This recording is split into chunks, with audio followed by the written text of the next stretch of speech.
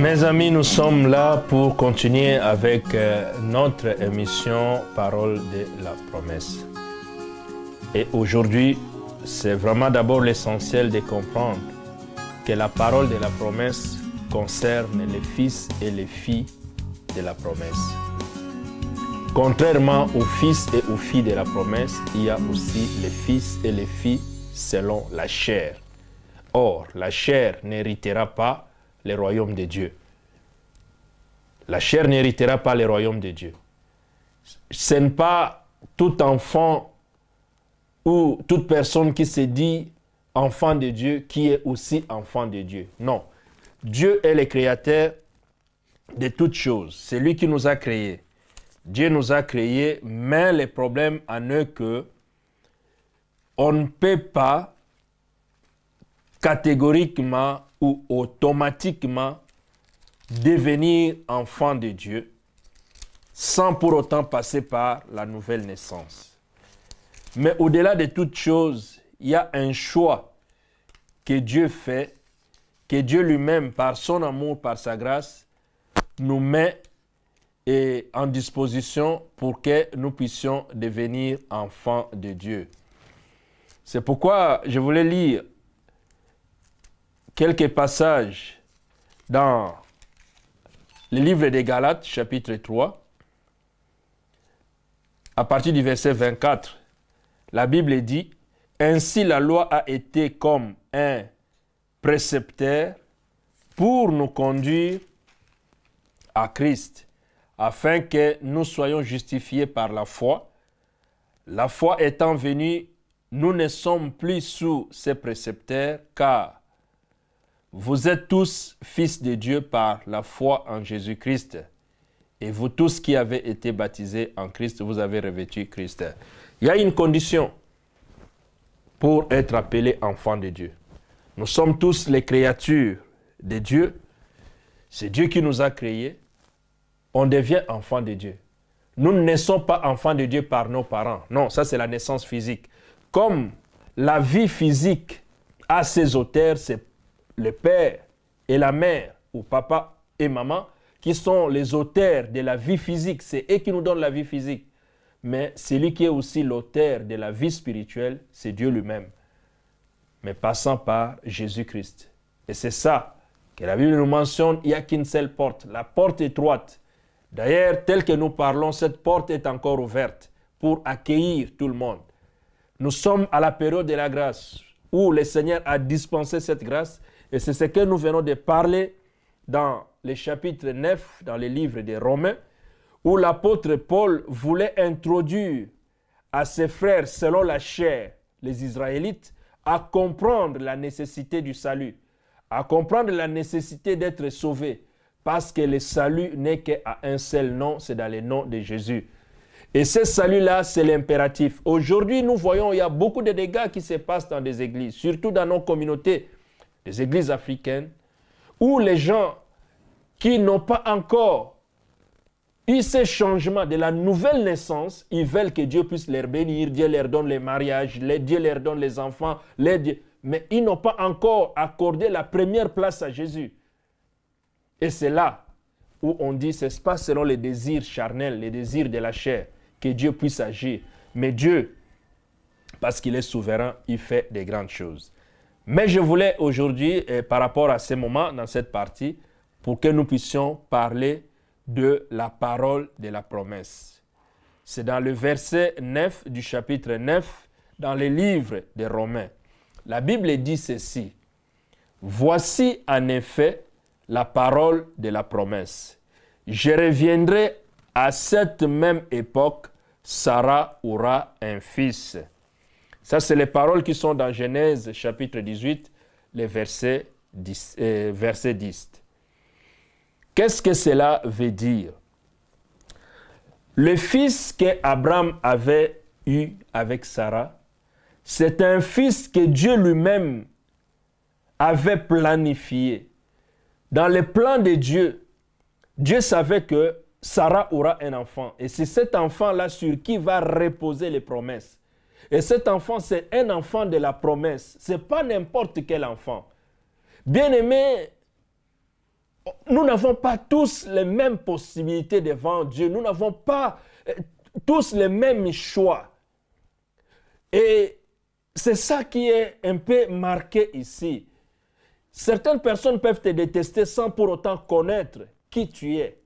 Mais Dieu, ton Créateur, sait qui tu es. Dieu, ton Créateur, sait quelles sont les promesses qu'il a déversées en toi. Dieu, ton Créateur, sait. Cela n'est pas pour autant tout simplement parce que les gens qui ne sont pas de notre famille, même de notre propre famille. Joseph était avec ses frères et ses sœurs. Et ses frères l'ont détesté, mais ils ne savaient pas quelles étaient les promesses qui étaient dans Joseph.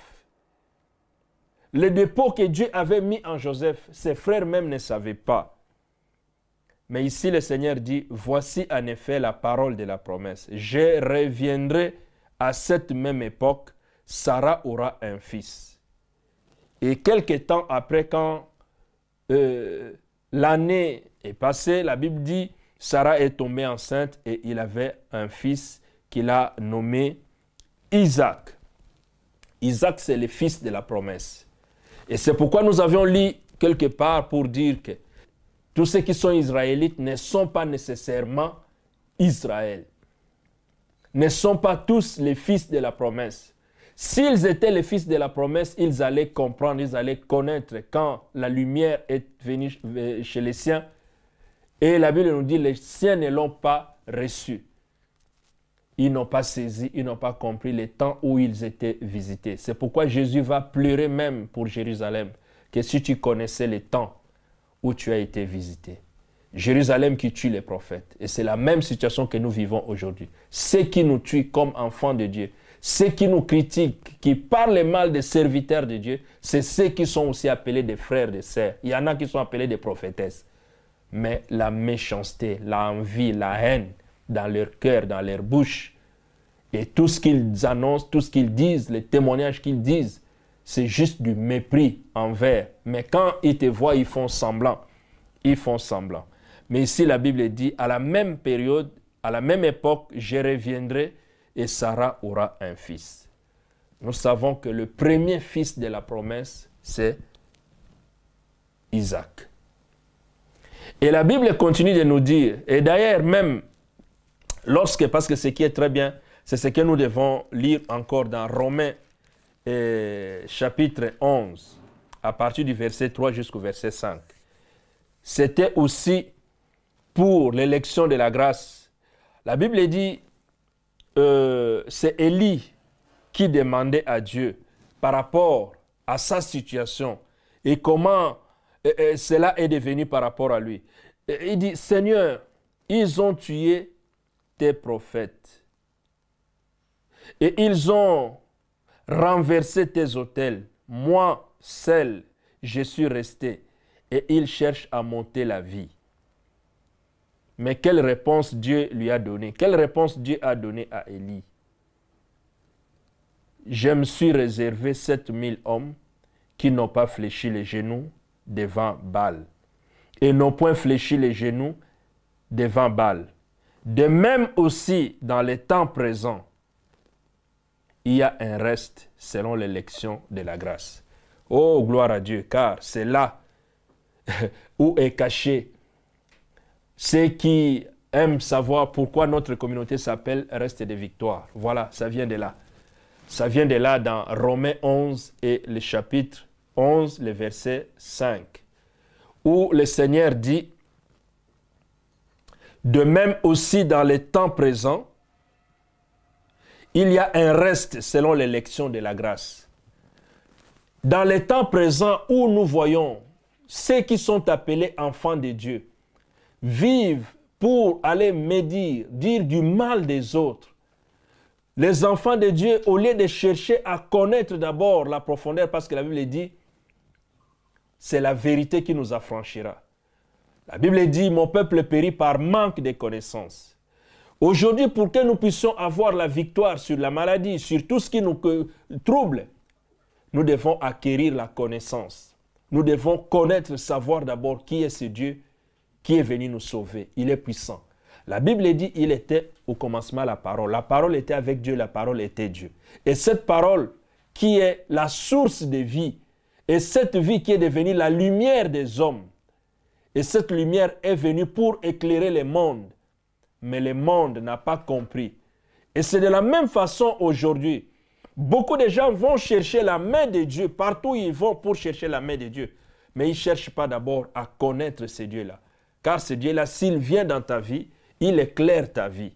Les ténèbres ne régneront plus. Quelqu'un peut dire Amen, mais il ne connaît pas, il ne sait pas. Il ne s'attache pas à ce Dieu-là. Et de la même façon, Élie va se poser la même question. On a tué tes prophètes. Aujourd'hui, tous les serviteurs de Dieu, il y en a, on les séduit. Il y en a, on fait. Mais pour trouver encore certains serviteurs de Dieu qui ont les deux pieds sur terre, c'est plus facile. C'est pas facile. Et tout le monde en déteste. Tout le monde en critique. Tout le monde en dit ceci. Mais le Seigneur dit, de même, aussi dans les temps présents, il y a un reste selon l'élection de la grâce. Voilà la raison pour laquelle nous sommes restés de victoire. Reste de victoire pourquoi? Quelle que soit la tempête, quels que soient les moments, quelles que soient les épreuves, quels que soient ceux qui peuvent dire nous avons mangé avec eux, nous avons bu avec eux, nous les connaissons. Ils ne nous connaissent pas parce que celui qui nous connaît mieux, c'est Dieu lui-même. Et de même, le Seigneur dit, dans ce temps présent, il y a un reste selon la grâce. Ce reste qui n'a pas fléchi les genoux devant la corruption de ce monde. Ce reste qui n'a pas fléchi les genoux pour aller chercher je ne sais pas quoi, pour que la foule, les gens viennent. Non, c'est un reste qui est resté fidèle, attaché à la promesse, à la victoire, sachant qu'il est le Rédempteur qui se relève le dernier. Tant qu'il n'a pas encore dit son dernier mot, nous allons continuer. Et rien ne peut nous effrayer. Voilà, c'est ça notre secret dont nous sommes appelés reste de victoire. Pourquoi nous nous sommes attachés aux promesses. Et de la même façon, comme la Bible dit, les fils que Sarah avait eus, que Sarah avait conçus, c'était les fils que Dieu lui avait dit, à la même époque quand je viendrai, Sarah aura un fils. Donc, Isaac était le fils de la promesse. Les fils de la promesse ne meurent pas selon les calculs des gens. Les fils de la promesse n'abandonnent pas parce que les gens les critiquent. Les fils de la promesse, on peut dire, voilà, on verra qu'est-ce qui va arriver. Ils ne verront rien parce que c'est Dieu qui restera toujours la tête ou celui qui fera toujours des grandes choses. Et de la même façon, le verset 11 de ce même chapitre 9 dit ceci. Et de plus, il en fit de Rebecca, qui conçut seulement d'Isaac notre père, donc le père de la promesse qui est Isaac. Abraham n'est pas le père de la promesse. Abraham, c'est celui qui avait reçu la promesse.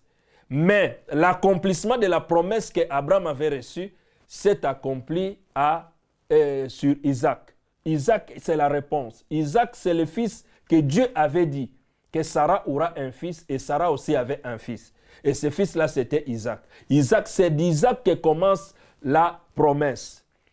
Et Dieu va bénir la suite, la postérité. Il va bénir cette postérité par rapport à Isaac. Et on voit maintenant parmi les fils d'Isaac. Le verset 10 dit, « Et de plus, il en fit ainsi de Rebecca. » Rebecca qui était l'épouse d'Isaac. Qui conçut d'Isaac notre père. Car les enfants n'étaient pas encore nés et ils n'avaient fait ni bien ni mal, afin que les desseins de l'élection de Dieu subsistent, sans dépendre des œuvres, par la seule volonté de celui qui appelle. La Bible dit ceci, lorsque Rebecca va concevoir, lorsque Rebecca était enceinte, la parole de Dieu dit ceci, que dans le ventre de Rebecca, il y avait 2 enfants. Et pendant que ces enfants n'avaient pas encore commis le mal, ou bien n'avaient même pas encore connu le mal ou le bien, pendant qu'ils n'étaient pas encore nés, ils étaient seulement dans le ventre. Ils étaient simplement conçus. Ils étaient encore masse informe. Ils étaient encore sans même connaître le monde, la méchanceté du monde, sans même connaître la souffrance du monde, sans même connaître la chaleur du monde, sans même connaître qui que ce soit. La Bible dit que cela était selon les desseins de l'élection de Dieu qui subsiste sans dépendre des œuvres, mais par la seule volonté de celui qui appelle. Quand il fit dit à Rebecca, l'aîné sera assujetti au plus jeune selon ce qui est écrit, j'ai aimé Jacob, j'ai haï Ésaü. Pendant que les enfants étaient encore dans le ventre de Rebecca, pendant que les enfants n'étaient pas encore sortis, pendant que les enfants n'étaient pas encore nés, mais Dieu avait préféré le plus jeune. Le plus jeune qui est qui? Qui est Jacob.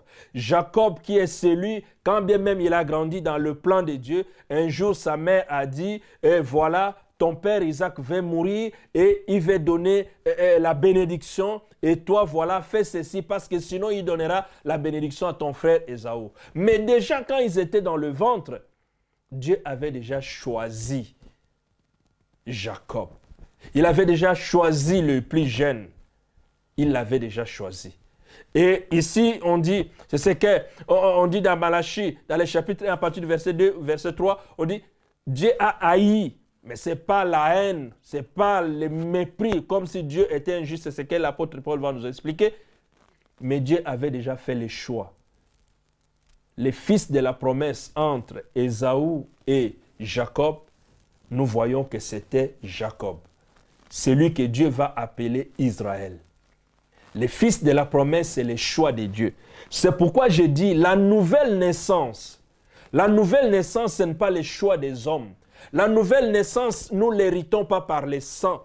La nouvelle naissance, ce n'est pas parce que notre papa est pasteur, parce que notre maman est ancienne diaconesse. Non.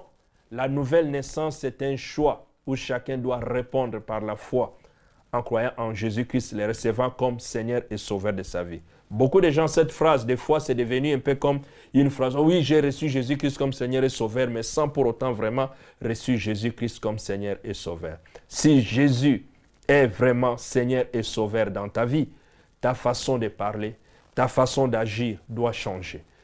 Parce que tous ceux qui sont nés de la chair restent des personnes charnelles.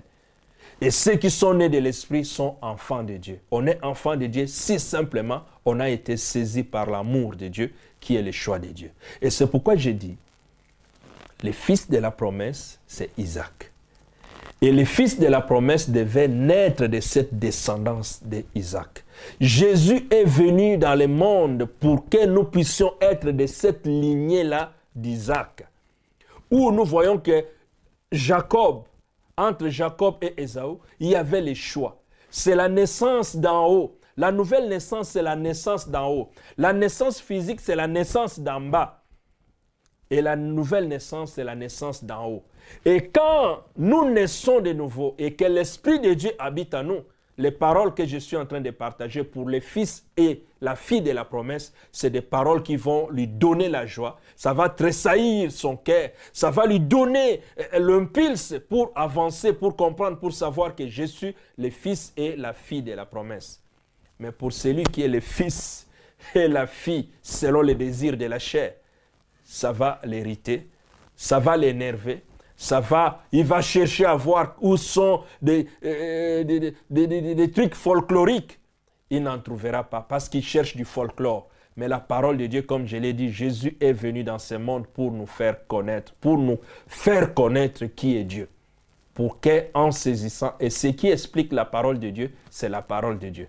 Ce n'est pas des mystifications qui peuvent expliquer la parole de Dieu, mais c'est la parole de Dieu elle-même qui explique ce qui est la parole de Dieu. Voilà la raison pour laquelle, quand nous lisons à partir du verset 9 où il est dit, « Quand je reviendrai à la même époque, Sarah aura un fils. » Donc à ce moment, Sarah n'avait pas encore un fils. Et l'année qui a suivi, Sarah avait un fils qui s'appelle Isaac. Donc Isaac, c'est un fils de la promesse. Et la Bible continue de dire que quand Rebecca était enceinte, Dieu avait préféré le plus jeune au détriment de son grand frère. Pourquoi? Parce que la promesse s'est reposée sur le petit frère. Le petit frère, c'est qui? C'est Jacob. Et quand on lui a donné le nom de Jacob, mais Dieu, pour confirmer ses choix, va lui donner le nom d'Israël qu'il est devenu Israël parce qu'il a combattu avec le Seigneur. Voilà, c'est ça. Celui qui sait donner la louange, celui qui sait adorer Dieu, celui qui sait s'approcher de Dieu, c'est celui-là un enfant de Dieu. On ne s'approche pas de Dieu parce qu'on a une belle voix. On ne s'approche pas de Dieu parce qu'on pense qu'on fait mieux que les autres. On ne s'approche pas de Dieu parce que moi je pense que lui comme il fait, moi aussi je vais le faire. Non, ce n'est pas comme ça. C'est un choix. C'est Dieu qui met à part. C'est Dieu qui met à part. C'est pourquoi la Bible dit, le Saint-Esprit dit, mettez-moi à part, Paul et Barnabas. Mettez-moi à part. C'est Dieu qui contrôle tout. Ce n'est pas le choix des hommes. Ce n'est pas le choix des hommes. C'est ce que Jean chapitre 1, à partir du verset 12 jusqu'au verset 13, on dit, à tous ceux qui l'ont reçu, et ceux qui croient en son nom, sont devenus enfants de Dieu. Mais ce n'est pas selon la volonté du sang, de la chair, mais selon la volonté de Dieu lui-même.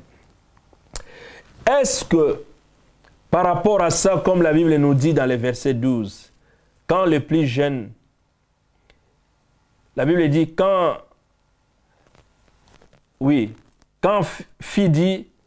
il fit dit à Rebecca, l'aîné sera assujetti au plus jeune, selon qu'il est écrit, j'ai aimé Jacob, j'ai haï Ésaü. Et l'apôtre va poser la question dans le verset 14 pour dire, que dirions-nous donc? Y a-t-il en Dieu de l'injustice? Loin de là. Il n'y a pas d'injustice en Dieu. Dieu reste souverain. Dieu reste souverain, il n'est pas injuste du tout. Il n'est pas injuste du tout.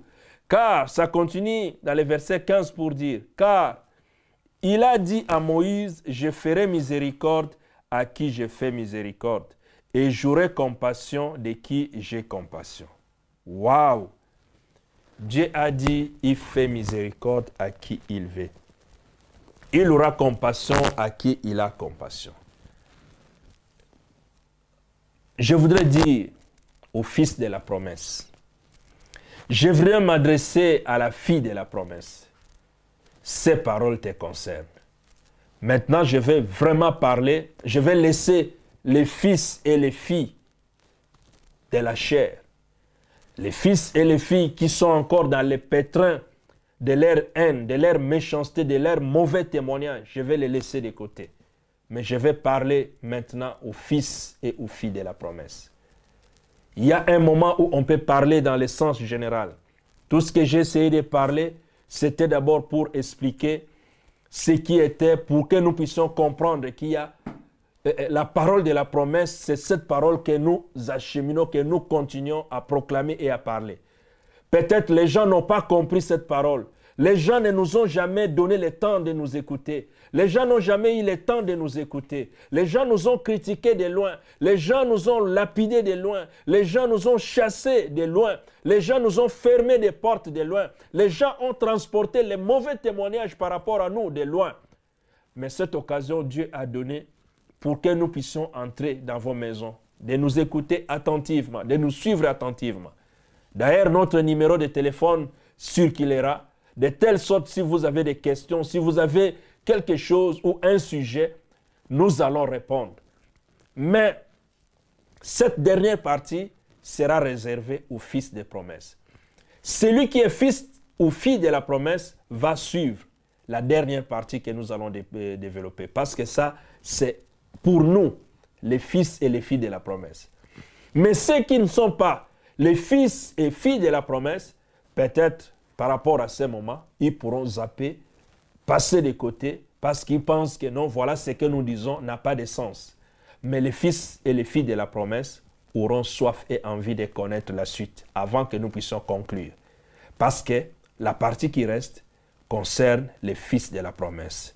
Puisque la Bible dit dans le verset 14, « Que dirions-nous donc? Y a-t-il en Dieu de l'injustice » L'apôtre Paul répond, « Loin de là, car il a dit à Moïse, je ferai miséricorde à qui je fais miséricorde et j'aurai compassion de qui j'ai compassion. » Et c'est là que nous allons développer, mais cette fois-ci en catimini, entre nous, les fils et les filles de la promesse.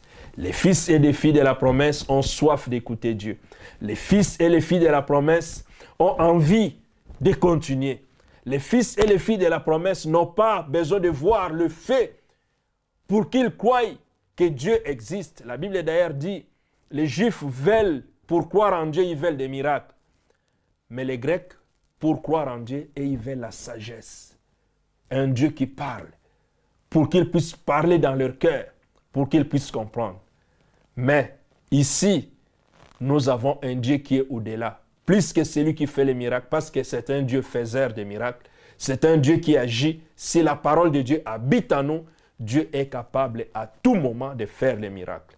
Mais nous ne vivons pas au dépendant tout simplement de ce qui est miracle, mais nous savons que notre Dieu est vivant. Comme il est vivant, il est au-dessus de toutes choses, tout est possible avec ce Dieu-là. Rien ne lui est impossible.